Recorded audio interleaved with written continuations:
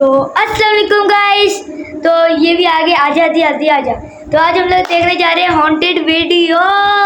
तो जो हमारे साथ है लाइक एंड सब्सक्राइब कर दे और हमारे साथ जुड़े ना, आज बहुत मज़ा आने वाला है हॉन्टेड वीडियो। तो गाइस ये शुरू जो अपने वालिदैन के साथ डिनर कर रही होती है कि अचानक उसकी माँ की तबीयत खराब हो जाती है। उसकी माँ की तबीयत खराब हो गई गाइस। जैसे उन पर किसी काली ताकत का साया हो गया।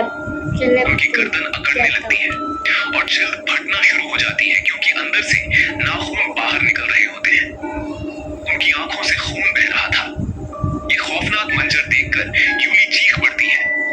उसके वालिद उसे इस होलनाक मंजर से बचाने के लिए जल्दी से एक कमरे में बंद कर देते हैं। यूली को सिर्फ अपने वालिद की चीखें सुनाई दे रही होती हैं। अचानक लाइट्स चली जाती हैं और जब यूली टूटे हुए दरवाजे से झांकने की कोशिश करती है तो उसकी माँ का डरावना चेहरा उसके सामने आ जाता है। यूली ये देखकर बेहोश हो जाती है। अगली सुबह पुलिस उसे रेस्क्यू कर लेती है और उसे ये जानकर शदीद सदमा होता है कि उस रात उसके माँ और बाप दोनों मर चुके हैं और वह अकेली रह गई है। इसी दौरान एबर नामी एक औरत वहां आती है जो यूली के वालिद की बीवी होने का दावा करती है और ये बात सच साबित होती है। यूली ये जानकर हैरान रह जाती है कि उसके वालिद की एक दूसरी फैमिली भी थी। अब चूंकि उसका कोई और नहीं था इसलिए उसे अपनी सौतेली माँ के साथ रहना पड़ता है। 20 साल बाद यूली एबर के घर में एक फैमिली मेंबर की तरह नहीं बल्कि एक मेड के तौर पर रह रही है। एबर अब बूढ़ी होकर व्हील चेयर तक महदूद हो चुकी है जबकि उसकी बेटी लारस घर चलाती है। लारस शादीशुदा है और उसके 2 बच्चे हैं। लारस की बड़ी बेटी टीका एक इस्लामिक स्कूल में पढ़ती है। कुरान पाक की तालीम के दौरान उसे 2 किताबों सज्जीन और इल्लीन के बारे में बताया जाता है। टीचर बताती है कि सज्जीन में फरिश्ते बुरे आमाल लिखते हैं जबकि इल्लीन में नेक आमाल लिखे जाते हैं। दूसरी तरफ लारस का बेटा एबर के कमरे में वीजा बोर्ड से खेल रहा होता है जो रूहों से राब्ता करने का एक जरिया है। वह इस खेल में मग्न होता है कि अचानक दरवाजा खुलता है। उसे लगता है कोई रूह आई है लेकिन वह यूली होती है। टीका भी यूली के पीछे आती है जो अपने भाई को खेलने से रोकने की कोशिश करती है लेकिन वह लड़का मुर्दों से बात करने के जुनून में मुब्तला होता है। वह यूली से पूछता है कि क्या तुम कभी मुर्दों से बात करना चाहती थी। यूली कहती है कि जब मेरे माँ बाप मरे तो मैं उनसे बात करना चाहती थी। ये सुनकर एबर गुस्से में खड़ी हो जाती है और यूली को पकड़कर झंझोड़ते हुए कहती है कि तुम्हारे वालिदैन के साथ जो हुआ वह उसी के लायक थे क्योंकि उन्हें उनके आमाल की सजा मिली। इसी दौरान उसकी तबीयत बिगड़ जाती है और उसके मुंह से खून का फव्वारा निकलता है जो यूली के चेहरे पर गिरता है और एबर तड़प कर मर जाती है। जनाजा होता है और लारस अपनी माँ का शोक मनाती है। यूली को एहसास होता है कि सब कुछ होने के बावजूद वह एक फैमिली थी। वह अपने जज्बात पर गौर करने में गुजारे थे। अचानक उसे वहम होता है कि एबर ने आंखें खोल ली हैं और उसे मरने का कह रही है। खौफ के मारे यूली चीख पड़ती है, थप्पड़ मार देती है क्योंकि उसने जनाजे में तमाशा खड़ा किया होता है। कुछ दिन गुजर जाते हैं और जिंदगी नॉर्मल हो जाती है। यूली लारस की शॉप पर काम करती है। जब वह उधार लिए हुए पैसे वापस करने की कोशिश करती है तो लारस उस पर चोरी का इल्जाम लगा देती है। वह सबके सामने बगैर सुने यूली को थप्पड़ मारती है। तो गाइस अभी हम खेलते हैं मूवी। इस तौहीन और दुख से यूली का गुस्सा हद से बढ़ जाता है और वह बदला लेने का फैसला करती है। वह अपने साथ काम करने वाले यानो से मदद मांगती है जो उसे एक दूर दराज रहने वाले जादूगर शमन के पास ले जाता है। नफरत में डूबी हुई यूली उसे लारस की फैमिली की फोटो दिखाती है और कहती है कि मैं इस पूरी फैमिली को तबाह करना चाहती हूँ। जादूगर पूछता है कि बिल्कुल वैसे ही जैसे तुमने एबर के साथ किया। यहाँ इंकशाफ होता है कि एबर की मौत कुदरती नहीं थी बल्कि यूली के काले जादू ब्लैक मैजिक का नतीजा थी। जादूगर अमल शुरू करता है और मंत्र पढ़ते हुए फैमिली फोटो जलाता है। वह राख यूली की हथेली पर रखकर उसे जला देता है और कहता है कि अब यह जादू तुम्हारा हुआ। लेकिन यह इतना आसान नहीं है। हमें इस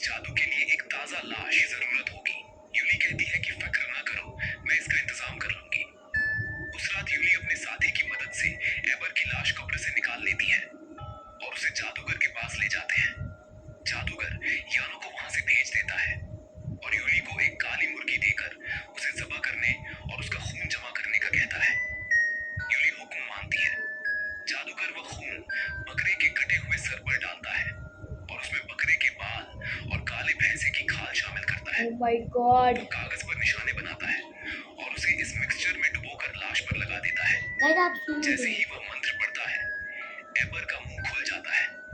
अब यूली इन नामों को खाल में लपेटकर लाश के मुंह में रख देती है। जादूगर यूली को वार्निंग देता है कि उसे लाश के गलने सड़ने से पहले ये अमल मुकम्मल करना होगा। अगर वह नाकाम रही और लाश सड़ गई तो जादू उल्टा उसी पर पलट जाएगा। दूसरी तरफ टीका नमाज पढ़ रही होती है जब वह खिड़की के बाहर आग का एक गोला देखती है। लाइट्स झपकने लगती हैं, खिड़की के शीशे टूट जाते हैं और एक खौफनाक मखलूक उसके कमरे में दाखिल होती है। नमाज के दौरान टीका को अपनी दादी की आवाज सुनाई देती है। वह बहुत डर जाती है, लेकिन यूली वहां पहुंचकर उसे पहला फुसलाकर सुला देती है। टीका बहुत सहमी हुई होती है। पता चलता है कि ऐसी ही अजीब चीजें उसके भाई के साथ भी हो रही हैं। वह लारस को बताने की कोशिश करते हैं कि घर में आसेब है, लेकिन वह नहीं सुनती।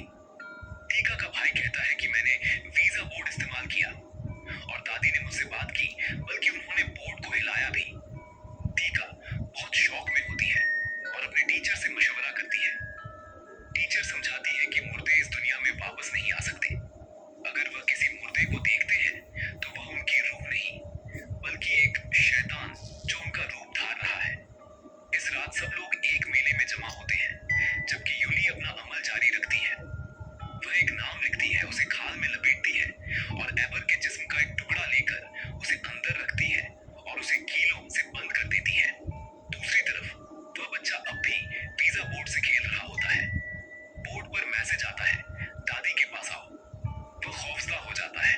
अचानक एक कीड़ा उसके कान में घुस जाता है, जिसकी वजह से वह दर्द से तड़पने लगता है। उसकी बहन टीका उसकी चीखें सुनकर मदद के लिए भागती है। दरवाजा नहीं खुलता, लेकिन जब वह जोर लगाती है तो देखती है कि उसका भाई उसी बोर्ड से अपना सर मार रहा होता है। फिर वह शीशे के टुकड़े से अपना गला काटकर खुदकुशी कर लेता है। जनाजे पर वह लड़का जिसने यूली की मदद की थी, उससे पूछता है कि क्या ये सब जादूगर की वजह से हो रहा है, क्या वह ये सब कर रही है। यूली जवाब देती है कि नहीं, उन्हें सिर्फ उनके गुनाहों की सजा मिल रही है। टीका रोते हुए दोबारा अपने टीचर के पास जाती है। टीचर उसे सुकून के लिए आधी रात को नमाज पढ़ने का मशवरा देते हैं। जब वह आधी रात को नमाज पढ़ती है तो उसे एक और आवाज सुनाई देती है जो आमीन कहती है। वह बिल्कुल अकेली और खौफजदा होती है। अगले दिन यूली लारस के शौहर को टारगेट करती है। वह अपनी उंगली पर कट लगाकर उसके करीब होने का बहाना करती है। इस बार वह आदमी भी उसकी तरफ मायल नजर आता है। जब लारस यूली को डांटती है तो उसका शौहर बुरा मान जाता है और उनके दरमियान लड़ाई हो जाती है। वह कहता है कि तुम हमेशा यूली को क्यों डांटती हो। लारस हैरत से पूछती है कि तुम उसका डिफेंस क्यों कर रहे हो, क्या उसने तुम पर कोई जादू कर दिया है। वह गुस्से में चला जाता है। इसी रात यूली दोबारा उसके पास जाती है, उसे बहकाने की कोशिश करती है। दूसरी तरफ लारस उसे बार बार कॉल करती है, लेकिन वह जवाब नहीं देता। यूली उसे मुकम्मल तौर पर अपनी बातों में ले आती है। इसके बाद यूली उससे इल्तिजा करती है कि वह लारस को उसके लिए छोड़ दे, लेकिन वह इनकार कर देता है और यूली के कैरेक्टर पर बात करता है। यूली गुस्से में उसे जाते हुए देखती है। टीका ये सब देख लेती है और समझ जाती है कि क्या हो रहा है। यूली बदला लेने के लिए लारस के शौहर पर अमल करती है। वह उसका नाम लिखकर लाश में रख देती है।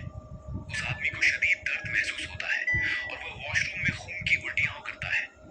अचानक एक कीड़ा उसकी आंख में घुसकर नाक की तरफ जाता है। वह उसे अपनी जिल्द के नीचे महसूस कर सकता है। उसे निकालने की कोशिश में वह गलती से अपनी आंख ही बाहर निकाल लेता है।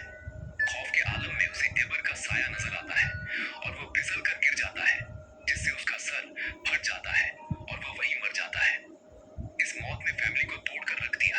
इसी दौरान यानो को यूली के जादू का पता चल जाता है और वह उसे कहता है कि मैं तुम्हारे जुर्मों का जिम्मेदार नहीं बनूंगा। यूली गुस्से में उसे भी इसी अमल का निशाना बनाती है। जादू असर दिखाता है और जब भी यानो दुकान बंद करने की कोशिश करता है, शटर खुद ब खुद खुल जाता है। वह अंदर जाता है तो उसे वही शैतान नजर आता है। वह भागने की कोशिश करता है, लेकिन जैसे ही बाहर निकलता है, शटर जोर से गिरता है और उसका सर कुचल देता है। यूली ने बहुत से लोगों को मार दिया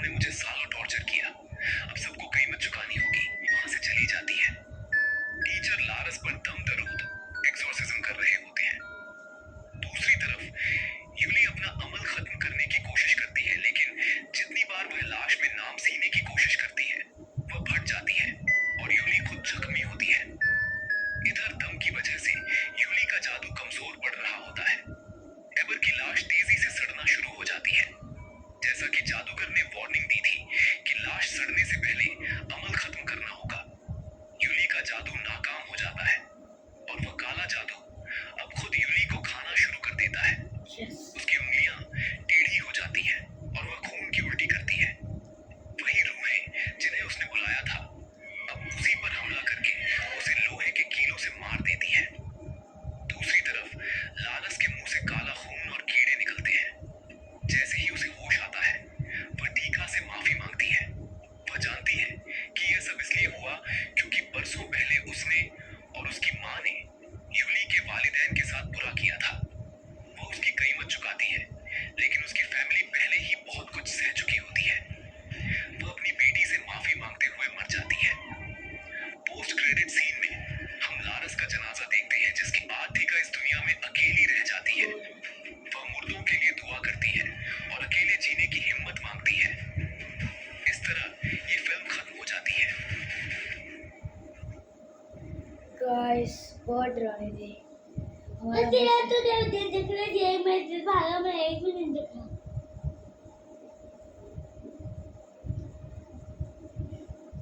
इधर इतना तेरे जोर से